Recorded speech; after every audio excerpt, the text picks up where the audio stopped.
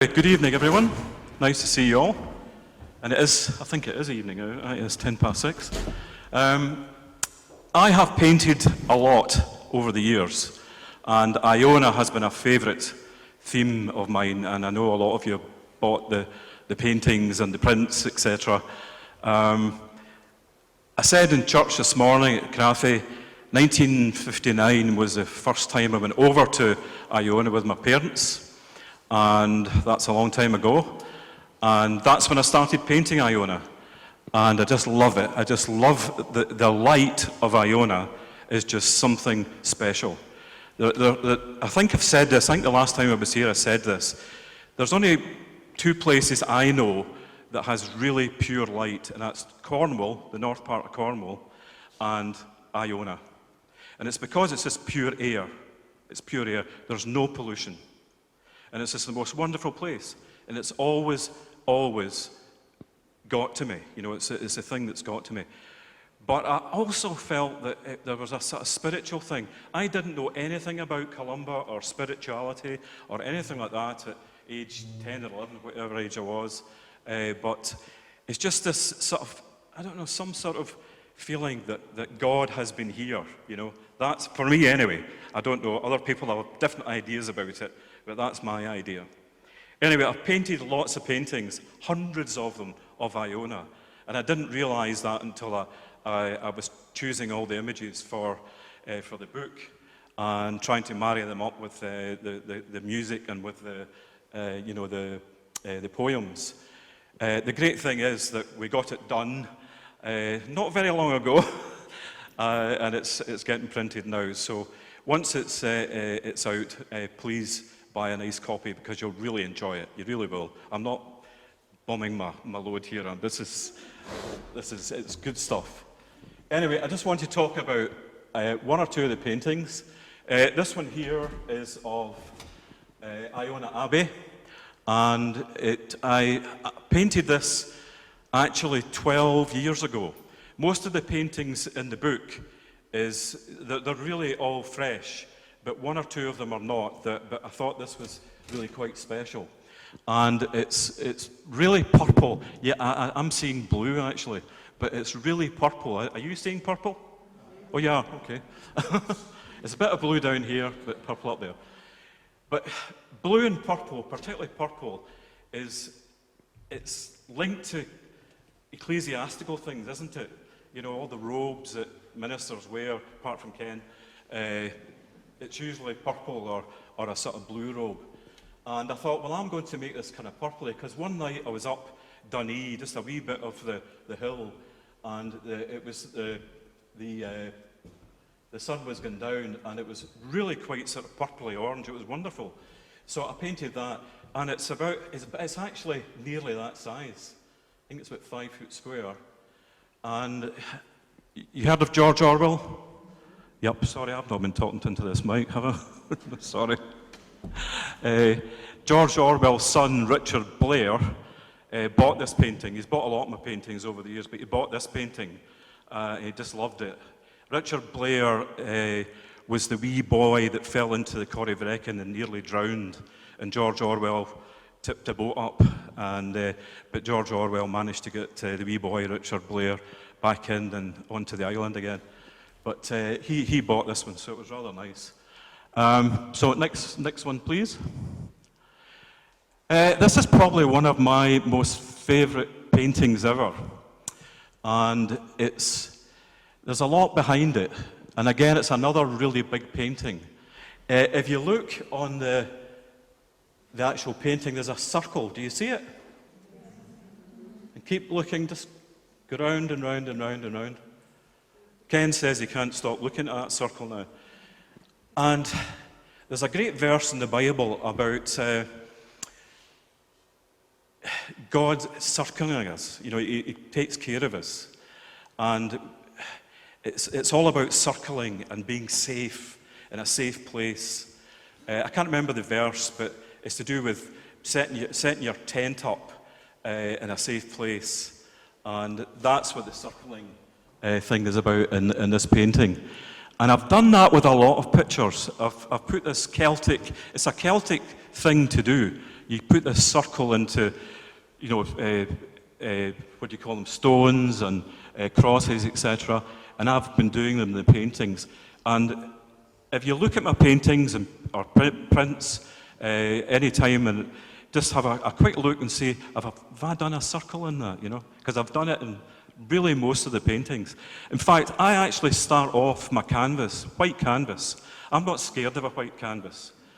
I put a blue cross on it, cross of Christ, white cross, because that's for me, because I want God to help me, God's Spirit to help me as I paint. That's the way I work. And I do that every day, and when I'm painting, I'm praying all the time. And so that's what that's all about. That painting it started off on a Monday, and it finished on following fortnight. It took me 2 weeks because I just wasn't right with it. You know, each time I did it and, you know, tried to work on it, it just wasn't working. And I kept layering it and layering it and layering it, and until it just really worked. And I love it now. Someone bought it and took it away. I don't know where it is, but I think it's down in Woodstock in Oxfordshire or something like that. But I just love that painting. But it's actually layered. So if you're a painter or you're trying to paint, don't just put peely-wally paint on. Put your paint on, let it dry, put more paint on, and put more paint on, and put more paint on. That's how you get a bit of texture for a kick-off. But it makes it really come alive. That's what makes a painting come alive. Can we go to the next one? This one is of 3 windows in Iona, in the Abbey. And it was just a lovely, I took a photograph when I was there quite a number of years ago. And I pulled this out one day thinking, oh, this is going to maybe be quite a nice painting. And I put in a dove representing the Holy Spirit.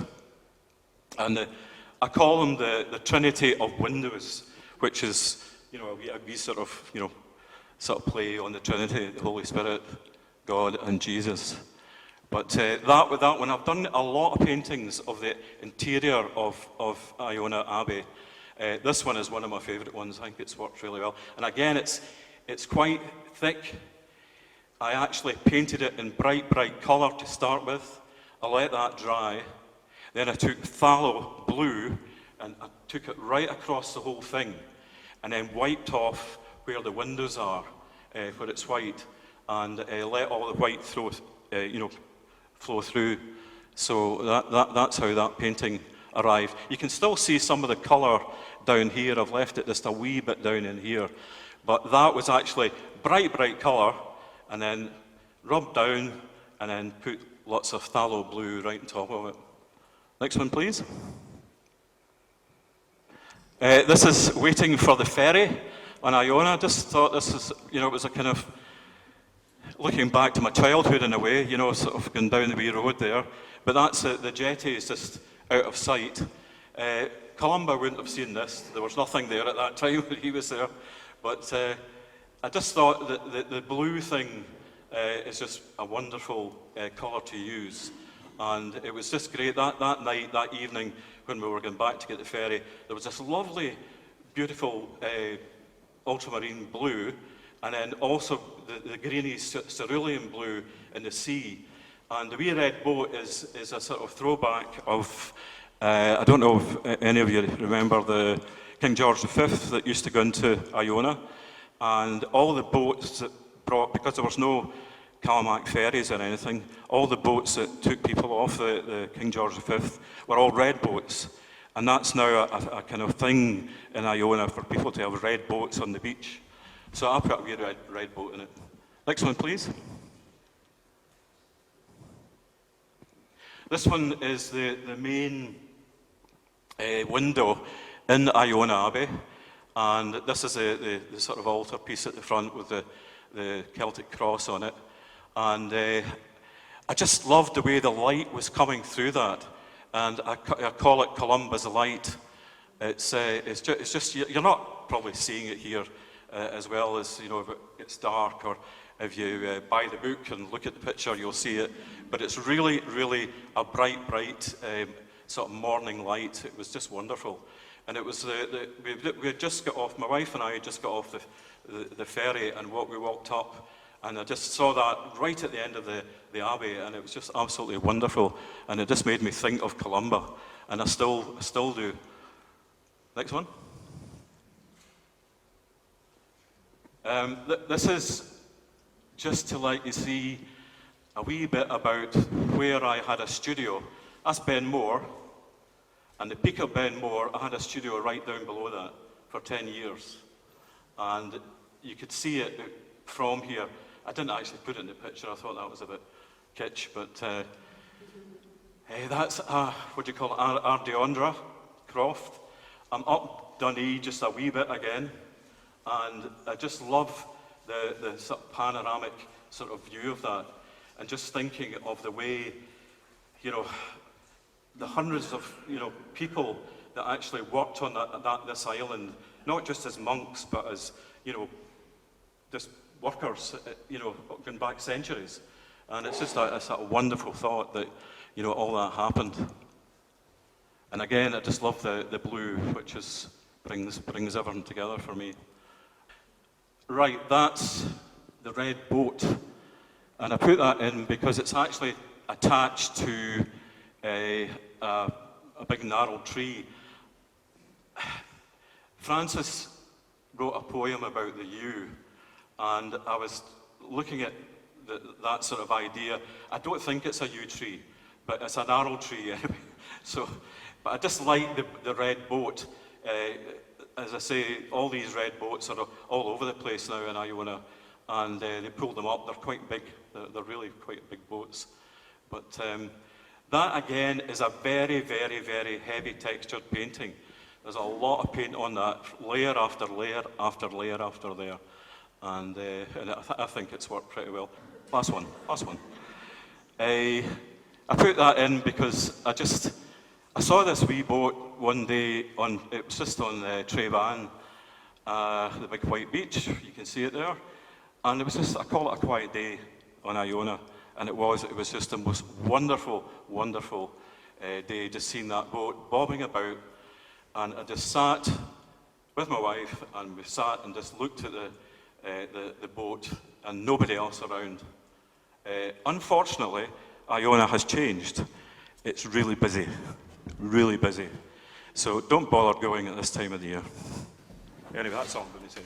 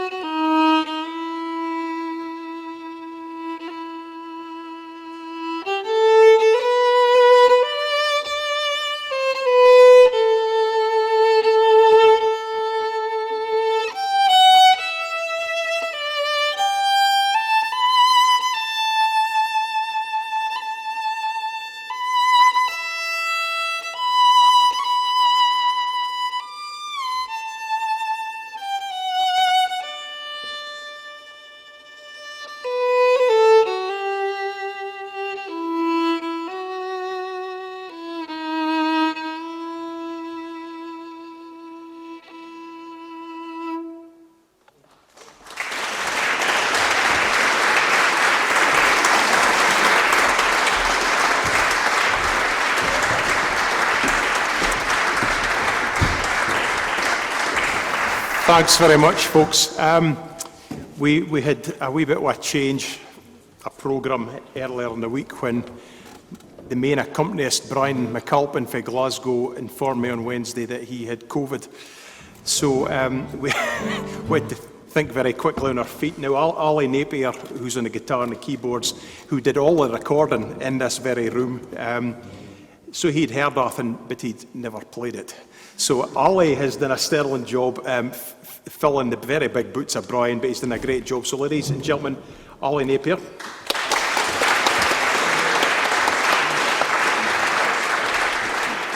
And we had a number of folk that couldn't attend. First of all, Peter Hedlund from Sweden on the nickel harper, he couldn't be here.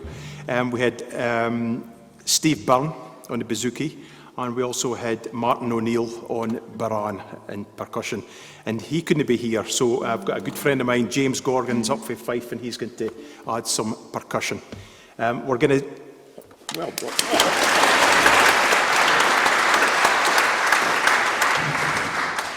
got to keep him sweet with a round of applause, you know. This is a set of jigs. The first one's called Dalriada, followed by Colm Cille of the O'Neill, Passing the Torren Rocks, and then Port na Curra.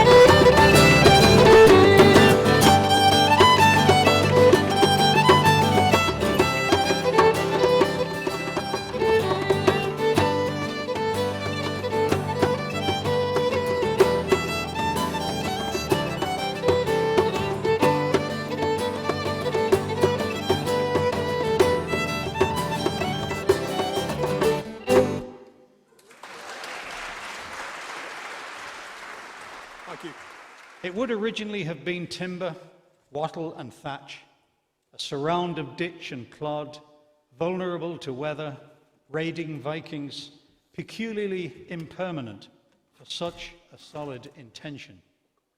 It then became stone, a house not so easily blown down, yet one still subjected to neglect, a purposeful, dissolving decay, until the day skilled masons came to begin raising ashlar, slipform and veneer, grey and roseate, a rising permanence, imposing and impressive, inspiring respect, a devotional paean that would transmit its essential message, a spiritual light across ocean, moor and mount, captured here in this painting, against Mull's smudge blue hills, tempestuous sky above, curtains of wind-blown sedges welcoming revelation.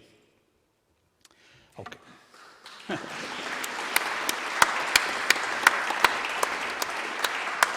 The first time that I ever saw work that I knew was by John Lowrie Morrison, JoLoMo, having seen it in hotel foyers and various other places for years. The impression I had was blue. So this poem is simply called Blue for John Lowrie Morrison. A blue, blue St Ronan's Bay, Prussian and Byzantine, slate and majorelle, indigo, robin's egg and cornflower. A kaleidoscope from the rainbow's starboard margin, joyful, spectacular, vivid, warm summer light, impeccable and true, the eye seeing beyond the obvious, sinking into the picture, becoming as one.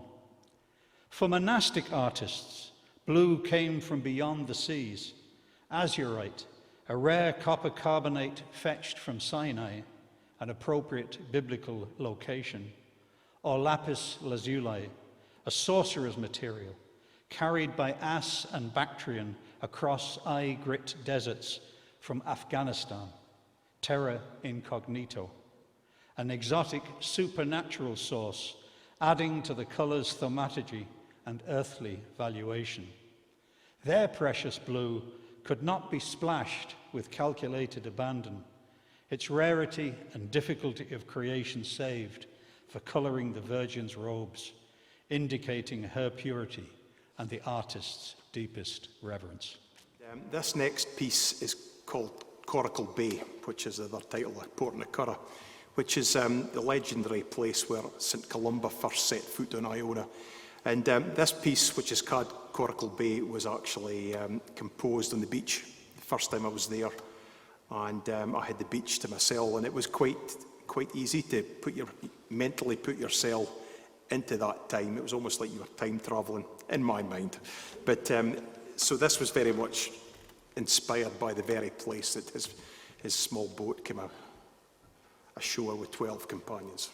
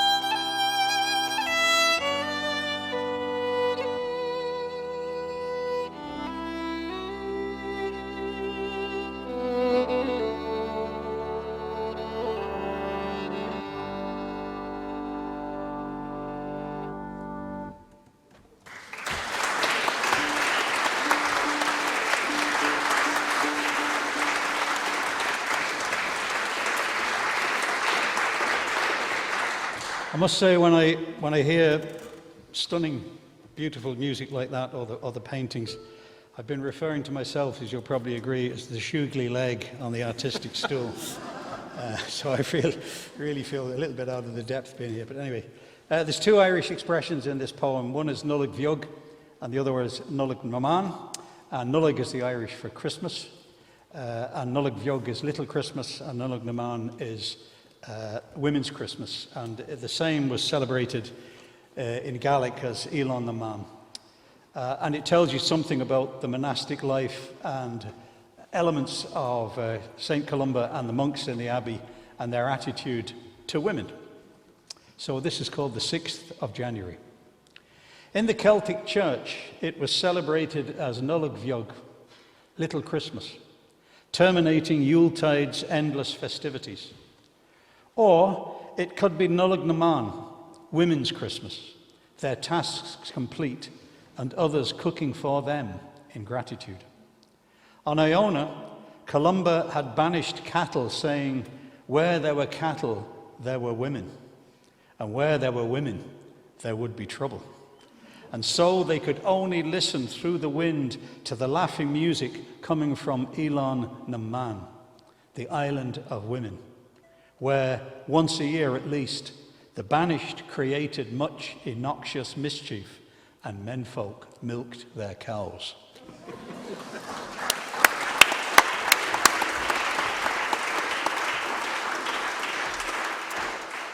Thank you very much. The next piece, I'm delighted to say, is going to be played by Dr. Jack Taylor, a world authority on the pibroch, and appropriately because he's going to play what would be considered, I suppose, the ground to a pibroch. There's no variations as there usually is, but this was my interpretation of what's known as the tomb or the Ridge of the Kings in Iona. There are said to be 48 high kings of Scotland buried in the Religoran. There's kings for Ireland and Norway and the Lords of the Isles. So an important historical place in Scottish history. And I thought, what better than a tune on the pipes.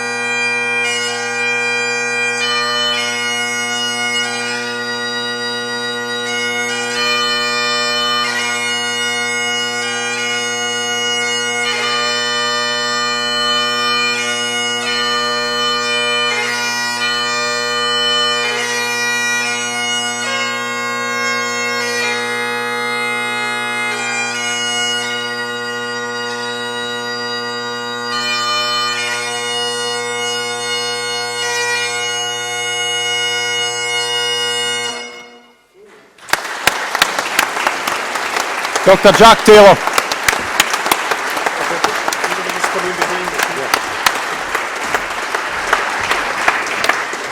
Jack Taylor, a class act. My father was from Glasgow, and every time he heard pipes, he would greet. So I have a particular weakness for pipes. When Paul and I spent a week on Iona, we shared a house near Martyrs Bay, and part of the day we'd wander around and do our own things, trying to acquaint ourselves with the island and see how it affected our attempts at composition. And this particular afternoon, it had rained, and we'd both finished up in the house. So I was in sort of back area making a meal, cooking, and I could hear him in the front room, which outlooked the sound, beginning to compose a tune. And I'd never, frankly, been in the presence of a composer before to hear how the process worked. And you could sort of see this thing, or hear this thing, fashioning and coming together. And when the tune was quite clearly coming towards some sort of totality, at least for a first draft for Paul, I went and stood in the doorway. And you know that way when you suddenly become aware there's somebody looking at you. So Paul sort of turns to see, and the tune died with him. But for me, it was a special moment, and Anne and I have learned to have great love for Shona and Paul, but for everything they've given us. But just to stand there and have the privilege of watching him come up with a tune was something. So this wee poem is simply called Composition. Do you know the tune you're going to play? It's the Iona Boat Song. I didn't write it. It's the Iona Boat Song. Yeah, we just decided it would be nice to have a tune in behind it, the Iona Boat Song. So you've to tack yourself back to that doorway with me looking at him and the sound of Mull and the storm in the background. Composition for Paul Anderson. You turned full circle round the cairn high on Doonee, recorded the scrunch of shifting shingle as incessant turquoise rollers stumbled into Porta Currach. As you tramped through the market, you stopped to snatch monkish intonements and curdling Nordic yells snagged on the blast. Greylags, trisyllabic cackles, oyster catchers, piercing toxins.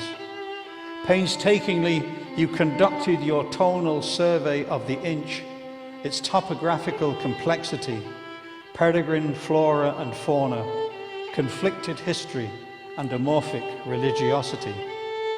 Then, having studied your audial notebooks, aerial recordings, fiddle in hand, you permitted the air's escape as gas occupies space, water finds its own level, a natural process, evidence of an alchemic reality, transformation of quotidian pebbles into precious musical lodestone.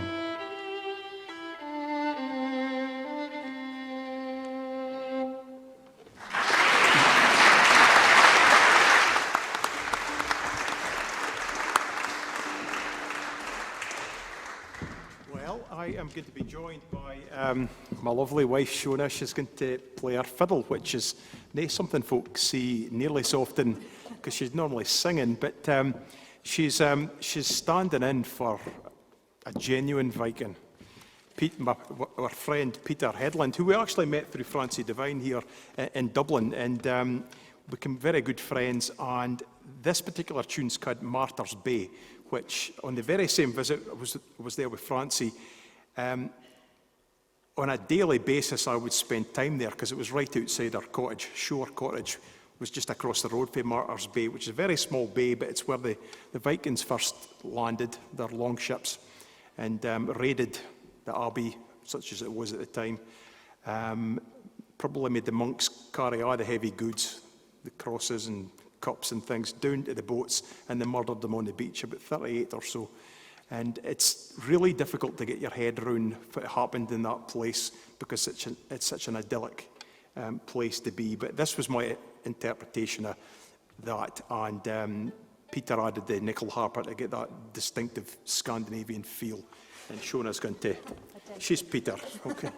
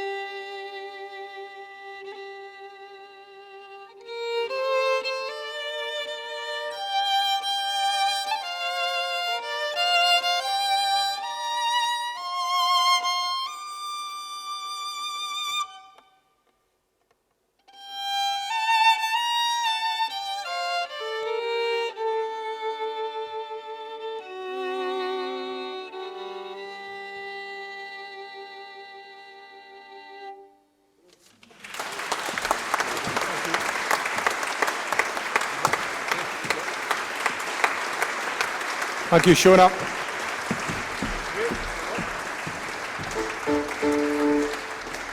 This is the Lord of the Isles.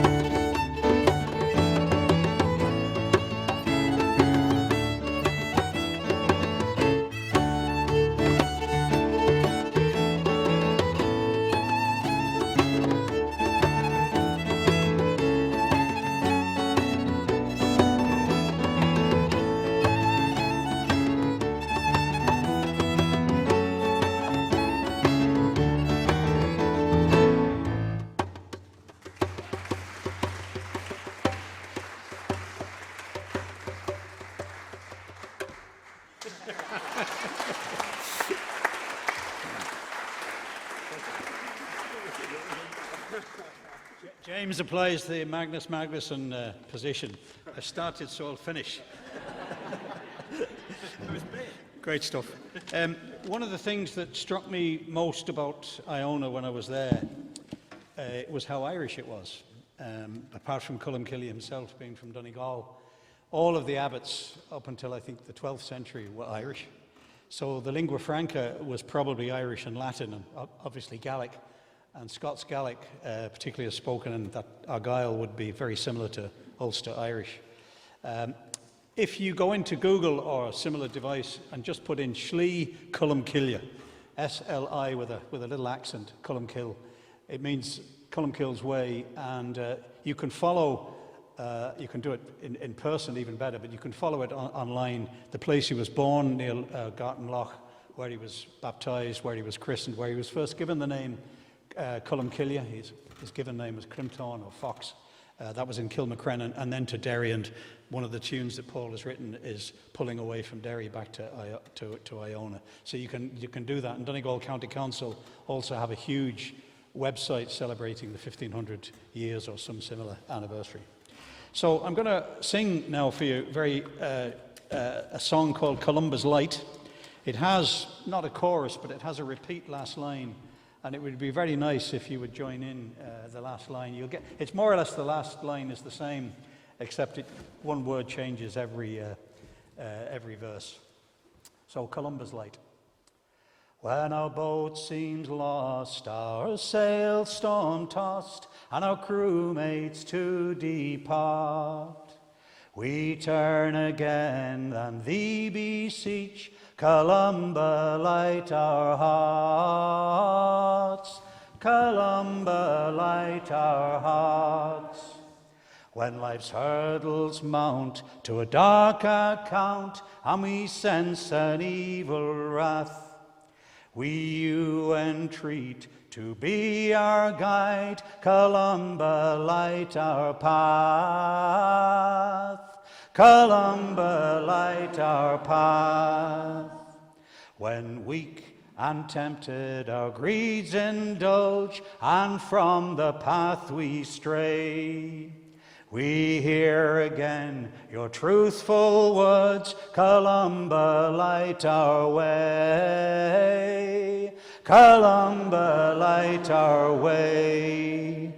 When truth we forget and right neglect, and when your word we doubt, we listen for your calming voice. Columba, light our route.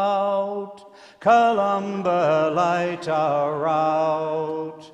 When our mood is low and fear grips our soul, and we quiver in our fright, you strengthen us in word and deed. Columba's light be bright. Columba's light be bright. Columba's light be bright. Columba's light be bright. You'll be on Hymns of Praise next.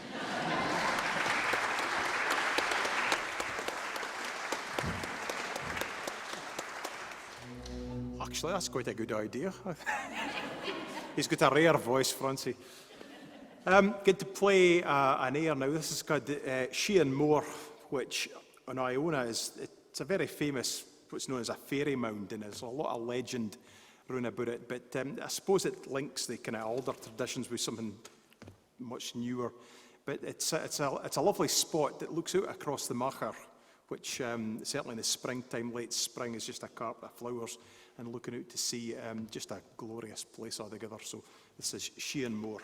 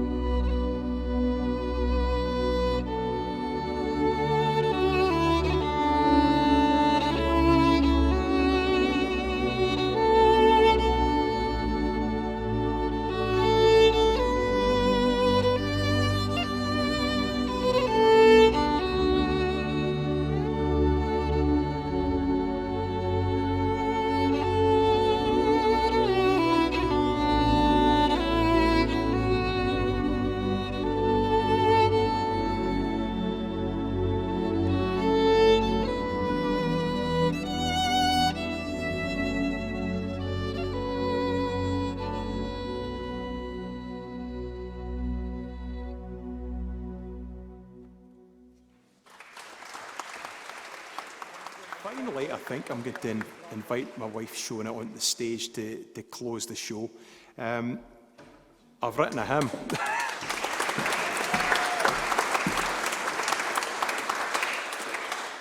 This, I didn't write many songs, I've written one or two, but it felt, because of St Columba's presence behind us throughout this whole thing, that I'd like to quite like to have a go at writing a hymn. So this is called The Light of the West, and it is about St Columba and Iona, especially at that time when much of Europe was just consumed by chaos. There was some terrible things happening all over the place, but Iona kept that light of Christianity going, as it did in Ireland. But so it was really a beacon to Western Europe at that time, and so it's really just about that. So thanks very much, folks. Delight to see so many folk here. I think that was all.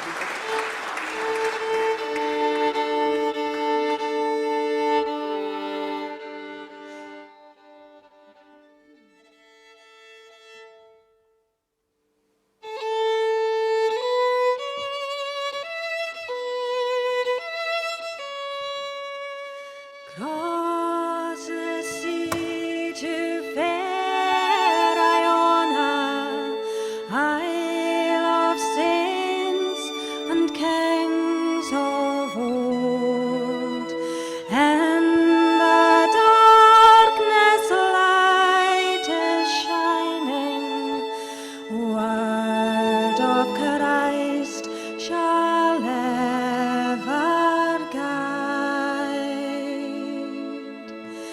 Hear us now, our God in heaven, guide our thoughts to peace and love, and the footsteps of our Saviour, dove of Christ, shall ever guide.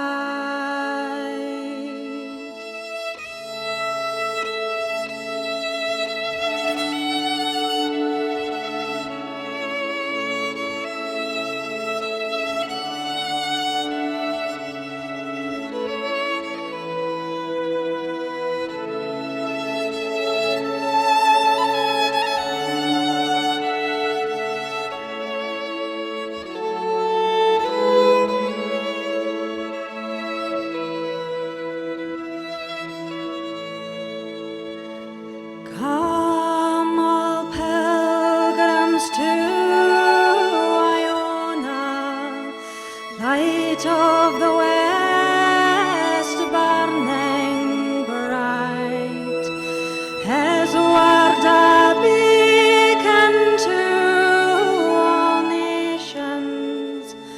Blessed Saint shall ever guide.